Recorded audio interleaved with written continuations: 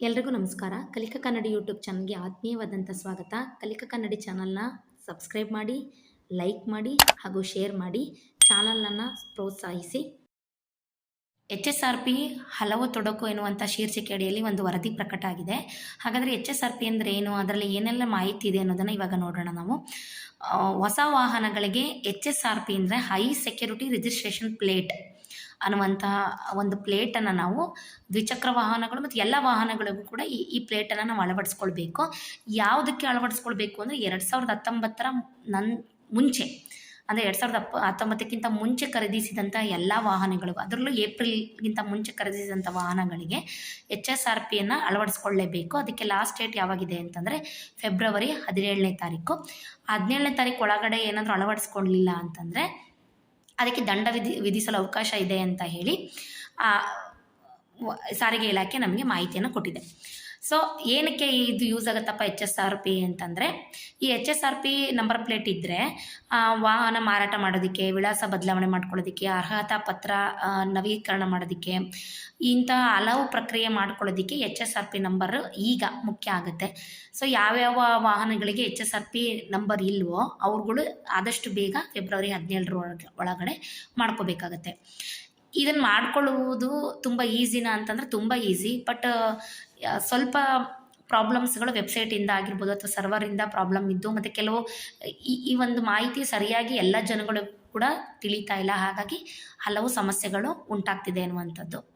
ಮೊದಲನೇ ಪ್ರಾಬ್ಲಮ್ ಏನಪ್ಪ ಅಂದರೆ, ವಾಹನ್ ಪೋರ್ಟಲ್ನಲ್ಲಿ ವಿವರ ತಾಳೆಯಾಗದೇ ಇರುವಂಥದ್ದು. ಸಾರಿಗೆ ಇಲಾಖೆ ತನ್ನ ಎಲ್ಲ ಮಾಹಿತಿನ ಈಗ already digitalisation ಮಾಡಿಬಿಟ್ಟಿದೆ.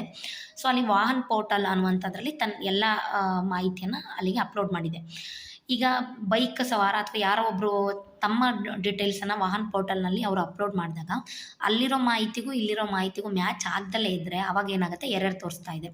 So for example ಏನಾಗಿದೆ ಅಂತಂದರೆ, ಯಾವುದೋ ಒಂದು ಕಂಪ್ನಿದು RC ಕಾರ್ಡಲ್ಲಿ ಹೆಸರೆಲ್ಲ ಕರೆಕ್ಟಾಗಿದೆ ಕಂಪ್ನಿದು, ಬಟ್ ವಾಹನ್ ಪೋರ್ಟಲಲ್ಲಿ ಅದನ್ನು ಅದರ್ಸ್ ಅಂತ ಹೇಳಿ ನಮೂದು ಮಾಡಿರ್ತಾರೆ. ಅಂಥ ವಾಹನಗಳಿಗೂ ಕೂಡ HSRP ನಂಬರ್ಗಳು ಸಿಗ್ತಾ ಇಲ್ಲ.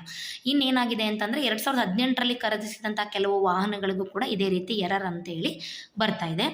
ಆಮೇಲೆ ಕಾರು ತಯಾರಿಕಾ ಕಂಪ್ನಿಗಳಾಗಿರ್ಬೋದು ಅಥವಾ ಬೈಕ್ ಅಥವಾ ದ್ವಿಚಕ್ರ ವಾಹನಗಳ ತಯಾರಿಕಾ ಕಂಪ್ನಿಗಳಲ್ಲೂ ಕೂಡ ಕೆಲವು ಬಾರಿ ಎರರ್ ಅನ್ನುವಂಥದ್ದು ಬರ್ತಿದೆ. ಇದನ್ನು ಸಾರಿಗೆ ಇಲಾಖೆ ಆದಷ್ಟು ಬೇಗ ಪರಿಹಾರ ಮಾಡಬೇಕು. ಇನ್ನು ಎರಡನೇದೇನಪ್ಪ ಅಂದರೆ, ಕೆಲವು ಕಂಪನಿಗಳ ಹೆಸರೇ ಇಲ್ಲ. ಸೊ ಏನು ಪ್ರಾಬ್ಲಮ್ ಆಗಿಬಿಟ್ಟಿದೆ ಅಂತಂದರೆ, ಸಾಕಷ್ಟು ಕಾರ್ ತಯಾರಿಕಾ, ಬೈಕ್ ಅಥವಾ ದ್ವಿಚಕ್ರ ವಾಹನ ತಯಾರಿಕಾ ಕಂಪ್ನಿಗಳು ಭಾರತದಲ್ಲಿದೆ, ಮತ್ತು ಹೊರದೇಶದ ಕಂಪ್ನಿಗಳು ಕೂಡ ಇಲ್ಲಿ ಬಂದು ಮಾರಾಟ ಮಾಡ್ತಾ ಇದೆ. ಸೊ ಏನಾಗಿದೆ ಅಂತಂದರೆ, ಕೆಲವು ಕಂಪ್ನಿಗಳ ಹೆಸರು ವಾಹನ್ ಪೋರ್ಟಲಲ್ಲಿ ಇಲ್ಲ. ಅಂಥ ವಾಹನಗಳನ್ನು ಖರೀದಿಸಿದಂಥವರು HSRP ಪಡೆಯೋದಕ್ಕೆ ಸಾಧ್ಯ ಆಗ್ತಿಲ್ಲ. ಉದಾಹರಣೆ, ಯಮಹಾ ಕಂಪ್ನಿದು RX ಬೈಕು ಮತ್ತು RD ಸರಣಿಯ ಬೈಕ್ಗಳನ್ನು ಭಾರತದಲ್ಲಿ ತಯಾರಿಕೆ ಮಾಡ್ತಿದ್ದಿದ್ದು ಯಾವುದಪ್ಪ ಅಂದರೆ ಎಸ್ಕಾರ್ಟ್ ಕಂಪ್ನಿ ಅಂತೇಳಿ. ಇವೆಲ್ಲವೂ ಕೂಡ ಕನಿಷ್ಠ 24 ವರ್ಷಕ್ಕಿಂತ ಇಂಚೆ. ಈಗ ಯಮಹಾನೇ ನೇರವಾಗಿ ಬಂದು ಅಥವಾ ತಾನೇ ವ್ಯಾಪಾರ ವಹಿವಾಟನ್ನು ಭಾರತದಲ್ಲಿ ಮಾಡ್ತಿದೆ. ಆದರೆ ಎಸ್ಕಾರ್ಟ್ ಕಂಪ್ನಿಯಿಂದ ಖರೀದಿಸಿದಂತಹ ಬೈಕ್ ಅಥವಾ ಕಾರುಗಳಿಗೆ ಆ ವಿವರ ಈಗ ವಾಹನ್ ಪೋರ್ಟಲಲ್ಲಿ ತೋರಿಸ್ತಾ ಇಲ್ಲ. ಈಗೇನಾಗ್ತಿದೆ ಅಂತ, ಆ ಕಂಪ್ನಿಯಿಂದ ಪಡೆದಂತಹ ಬೈಕ್ಗಳಾಗಿರ್ಬೋದು ಅಥವಾ ವಾಹನಗಳಿಗೆ HSRP ದೊರೀತಾ ಇಲ್ಲ ಅಥವಾ ತೋರಿಸ್ತಾ ಇಲ್ಲ. ಇನ್ನೊಂದೇನಪ್ಪ ಅಂದರೆ, ಕಾರ್ಯಾಚರಣೆ ಸ್ಥಗಿತಗೊಳಿಸಿದಂಥ ಕಂಪನಿಗಳ ವಾಹನಗಳಿಗೂ ತೊಡಕು. 15 ವರ್ಷಗಳಿಂದ ಸಾಕಷ್ಟು ಕಾರು ಮತ್ತು ಬೈಕ್ ತಯಾರಿಕಾ ಕಂಪ್ನಿಗಳು ಕೂಡ ಕೆಲಸ ಮಾಡಿದೆ, ಕೆಲಸವನ್ನು ಸ್ಥಗಿತಗೊಳಿಸಿದೆ. ಸರ್ವಿಸಿಂಗ್ ಈಗ ಪ್ರೆಸೆಂಟ್ಲಿ ಸರ್ವಿಸಿಂಗ್ ಕೊಡ್ತಾ ಇರೋ ಮಾತ್ರ ವಾಹನ್ ಪೋರ್ಟಲಲ್ಲಿ ಎಂಟ್ರಿ ಆಗಿದೆ. ಇನ್ನು ಆಲ್ರೆಡಿ ಸ್ಟಾಪ್ ಮಾಡಿರೋವಂತಹ ಕಂಪ್ನಿಗಳ ಹೆಸರೇ ಇಲ್ಲ. ಆ ಕಂಪ್ನಿಗಳು ಏನು ಸ್ಟಾಪ್ ಆಗಿದೆಯಲ್ಲ, ಆ ಕಂಪ್ನಿಗಳಿಂದ ತೆಗೆದುಕೊಂಡಂಥ ವಾಹನಗಳಿಗೆ HSRPಗಳು ಸಿಗ್ತಾ ಇಲ್ಲ. ಯಾಕಂದರೆ ಅವುಗಳ ಹೆಸರೇ ವಾಹನ್ ಪೋರ್ಟಲಲ್ಲಿ ತೋರಿಸ್ತಾ ಇಲ್ಲ. ಏನಾಗ್ತಿದೆ ಅಂತಂದರೆ, ಎಕ್ಸಾಂಪಲ್ ಇಲ್ಲೊಂದು ಕೊಟ್ಟಿದ್ದಾರೆ. ಏನಂತಂದರೆ,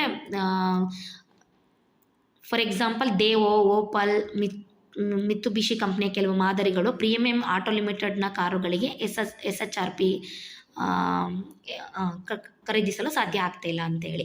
ಇನ್ನೊಂದು SIAM ಪೋರ್ಟಲ್ನಲ್ಲಿ ಈ ವಾಹನಗಳಿಗೆ ವಿವರ ನಮೂದಿಸಿದರೆ HSRP ನೀಡಲು ಸಾಧ್ಯವಾಗುತ್ತಿಲ್ಲ, ನಿಮ್ಮ ವಾಹನದ ಡೀಲರನ್ನು ಸಂಪರ್ಕಿಸಿ ಎನ್ನುವಂಥ ಸಂದೇಶ ಬರ್ತಿದೆ. ಸೊ ಕಂಪ್ನಿನೇ ಇಲ್ಲ, ಕಂಪ್ನಿ ಕಾರ್ಯನಿರ್ವಹಿಸ್ತಿಲ್ಲ ಅಂದರೆ ಡೀಲರ್ನ ಎಲ್ಲಿ ಹುಡ್ಕೋದು ಅನ್ನುವಂಥದ್ದು ಸಮಸ್ಯೆ ಆಗಿದೆ.